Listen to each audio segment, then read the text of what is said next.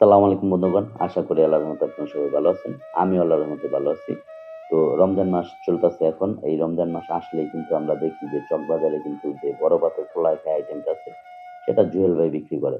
আর মিজান ভাইকেও আপনারা সবাই চিনেন। বাপের হোটেল আছে, ভাইরাল মিজান ভাই। তো তাদের ভিতরে কিন্তু কখনো দেখাও হয় নাই, কথাও হয় নাই। কিন্তু একটা জিনিস লক্ষ্য করেন, তাদের ভিতরে কিন্তু ধুমধারাক্কা ঝগড়া লেগে গেছে। তো এই ঝগড়াটা কিভাবে লাগলো? তো কিছু অসভ্য মানুষ আছে, তারা করে কি জুয়েল ভাইয়ের সামনে যায় বলে যে মিজান ভাই এটা বলছে, আবার মিজান ভাইয়ের সামনে যায় বলে জুয়েল ভাই এটা বলছে। তো এসব বইলা ঝগড়াঝাটি লাগায়া হ্যার বক্তব্য হ্যাঁ নেয়, হ্যার বক্তব্য হ্যাঁ নেয়। তো নিয়া এখন তো চলতেছে ভিউর যুগ। তো আপনি ভালো করেন আর খারাপ করেন, যেটাই করেন ভিউ কামাইতে হইব।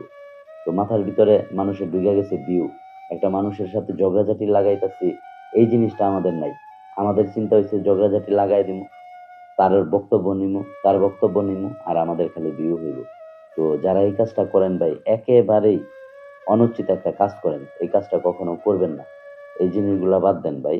সমাজটারে নষ্ট করেন না আপনারা। তো আল্লাহ আমাদের সবাইকে হেদায়েত দান করুক। আসসালামু আলাইকুম।